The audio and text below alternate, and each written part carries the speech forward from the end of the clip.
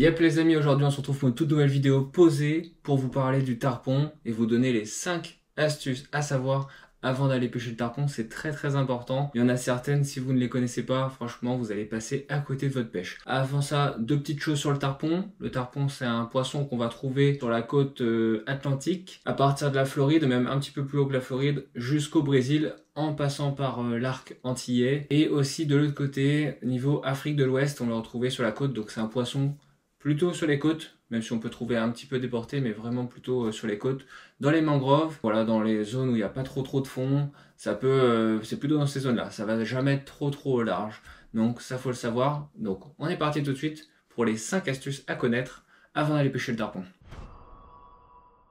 Alors la première astuce très importante, ce sont au niveau des hameçons. Pour ce poisson-là, particulièrement, il va falloir utiliser des hameçons forts de fer. Alors bien sûr, en proportion de la taille du tarpon que vous allez sélectionner. Si vous pêchez dans les canaux, en Guadeloupe, en Martinique ou en Guyane, ce sera généralement des plutôt petits tarpons, allant de 40-50 cm jusqu'au mètre. Donc ça reste plutôt petit. À ce moment-là, on va utiliser quand même des hameçons forts de fer, mais pas des trop gros forcément. Par contre, si vous allez aux îles du Salut par exemple, en Guyane, ou si vous allez au Gabon, voilà, dans des destinations où il y a vraiment des très gros tarpons, de plus de 1m70, 2 mètres et plus, là vraiment il va falloir utiliser des hameçons extrêmement forts de fer, c'est très important, sinon il va tout simplement s'ouvrir au combat. Donc ça, c'est extrêmement important à prendre en compte. Deuxième point, et ça, on vous le dit pas souvent, mais cherchez des hameçons avec des ampes, donc l'ampe c'est cette partie-là, assez large et assez haute. Très important. Ça va être pour pouvoir prendre vraiment un gros morceau de la gueule du poisson au ferrage, et du coup que ça ne se déchire pas, et que ça reste bien, que ça tienne bien. C'est très important pour que ça prenne bien une bonne partie et que ça reste bien pris dans la gueule du poisson. Très important. Et l'autre petite astuce supplémentaire, je vous déconseillerais d'utiliser des triples. Je préfère un hameçon simple, bien piqué, que ce soit sur un bucktail, un leurre souple, un leurre dur. Un hameçon simple bien piqué, c'est bien plus qualitatif qu'un triple mal piqué. En plus, ça blesse énormément le poisson. Le tarpon reste relativement fragile, donc il faut faire attention. Je vous déconseille vraiment d'utiliser des triples. Et si vous pêchez à l'appât ou même au vif, utilisez des circles. Dans la mesure du possible, ça marche très bien, avec une grande hampe, pareil, pour vraiment bien prendre assez large dans la gueule du poisson. Et à ce moment-là, vous aurez déjà une touche de meilleure qualité. Et comme le tarpon a tendance à énormément sauter pendant les combats, vous allez réussir à bien mieux tenir le poisson si c'est un circle qui est bien piqué, si c'est un hameçon simple qui est bien piqué, contrairement à un triple. Donc je vous recommande vraiment, et même pour la manipulation, quand le poisson arrive au bord, c'est quand même plus facile quand il y a un hameçon simple que des triples. Donc si vous allez cibler le tarpon, changez les hameçons des leurs, enlevez les triples et mettez les simples. Je vous mets une référence qui est très bien, c'est la référence BKK Lone Diablo. Franchement super hameçon, très solide. Vous pouvez y aller les yeux fermés. C'est vrai que l'ardillon est un peu léger, mais au moins, si jamais vous voulez le décrocher rapidement, c'est assez facile. Voilà pour l'astuce numéro 1. Astuce numéro 2, et là on va tout de suite parler justement du fait que le tarpon saute énormément. Alors il faut savoir que le réflexe du tarpon, ça va être tout de suite, dès qu'il se fait piquer, il va faire des chandelles, il va sauter, il va chercher à se décrocher. Donc il y a quelque chose à savoir de très important, c'est la tension avec la ligne. Vous allez ferrer, tout de suite on voit que c'est un tarpon, il prend du fil, il va sauter. Tout de suite, on va essayer de baisser l'angle de la canne. Donc vraiment, au lieu d'avoir un angle droit perpendiculaire, on va essayer de baisser un peu la canne comme ça et de donner un peu la tête de la canne pour limiter la tension pendant le saut et avoir un bon angle. Comme il va sauter, il va donner sa gueule comme ça. Pour pas sortir l'hameçon de la gueule du poisson, il va falloir baisser un peu la canne pour contrer un peu le poisson. Il va falloir avoir ce réflexe à chaque fois qu'il va sauter pour essayer d'éviter que ça se décroche. Donc ça à prendre en compte, ça vient pas dès le début.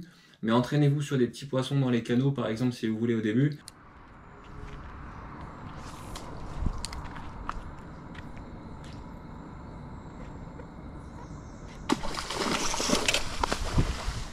Et vous allez bien réussir à comprendre comment faire ce petit mouvement là. Baisser un peu la canne. Donc au lieu d'avoir un angle droit comme ça, vous allez donner un peu un angle sur le côté et donner un peu la tête de la canne si besoin, si vraiment il prend beaucoup de fil, pour pas mettre trop de tension et éviter qu'il ait la gueule face à vous pour le décrocher. Donc ça c'est la petite astuce numéro 2. J'interviens dans la vidéo les amis pour vous dire que mon e-book sur la pêche du bord en Guadeloupe est toujours disponible. Il y en a beaucoup qui l'ont pris, ça me fait grand plaisir, merci beaucoup. Et pour tous ceux qui sont intéressés, le lien est en description. Donc voilà, c'est un petit e-book où je répertorie un peu tous les poissons qu'on peut retrouver au bord en Guadeloupe et je vous donne pas mal d'astuces, que ce soit les hameçons, le bas de ligne, le type de leurre à utiliser, les zones où vous pouvez les retrouver, les lunes, si ça a un impact, de nuit, de jour. Voilà, je donne un peu de petits tips que j'ai réussi à avoir avoir en 10 ans de pêche à peu près en Guadeloupe. Donc voilà, il y a pas mal d'infos et j'espère que ça pourra vous aider. Je le pense en tout cas. Le lien en description, n'hésitez pas à le prendre, ça me fera grand plaisir.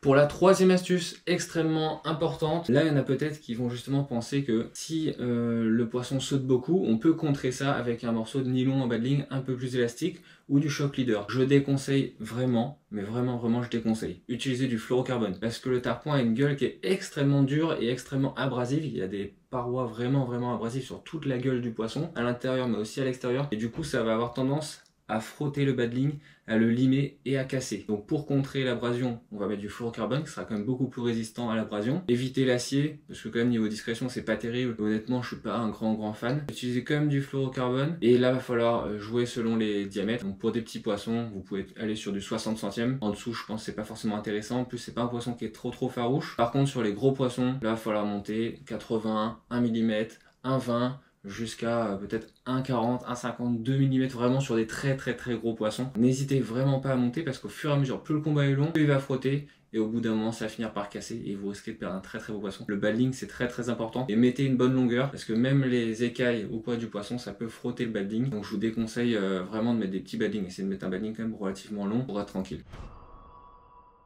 La quatrième astuce, et ça c'est vraiment cadeau, c'est les leurres à utiliser. Moi je vous conseille d'utiliser des leurres souples. Le leurre dur ça marche très bien, mais je vous conseille quand même d'utiliser des leurres souples. Vous aurez une touche de bien meilleure qualité et vous allez pouvoir vraiment laisser prendre le tarpon et vraiment appuyer le ferrage. Vous aurez une touche de bien meilleure qualité, un ferrage de meilleure qualité. Le leurre souple ça marche super bien. Moi j'aime beaucoup le coloris blanc, coloris noir aussi ça fonctionne. Et prenez des leurres avec des shad par exemple derrière pour avoir une animation très lente et très naturelle. Les leurres articulés aussi, un peu souple en plusieurs parties marche très bien. Les imitations de petites sardines ou petits mulets marchent très bien. Alors après ça va dépendre pour les plus gros, il va falloir prendre des leurres un petit peu plus conséquents, mais en tout cas ça marche super bien. Et la clé qui va vous permettre d'avoir beaucoup plus de poissons, c'est les animations lentes. Et ça, beaucoup de gens ont tendance à animer vite en pensant que voilà, on va animer vite, simuler une chasse. Non.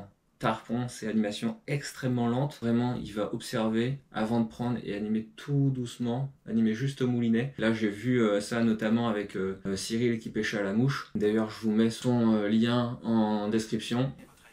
J'ai dit Cyril, pas Siri. Je vous mets son lien en description. C'est un guide de pêche de Guadeloupe qui est vraiment, il m'a appris beaucoup de choses. Et notamment, il pêchait à la mouche avec une animation très lente, mais il prenait des tarpons sur moi alors que moi j'avais beaucoup de difficultés. Même au leurre, en connaissant, en animant lentement, mais la mouche très lentement. Et c'est une animation très planante, c'est extrêmement efficace. Donc je vous conseille, voilà, si vous êtes de passage, vous avez une semaine ou quelques jours pour prendre un tarpon, pensez à ça. Animation lente, assez haut dans la couche d'eau en général, ça fait toute la différence. Après, le leurre dur ça marche, le leurre souple ça marche. Autre astuce, mais ça c'est vraiment cadeau, bucktail.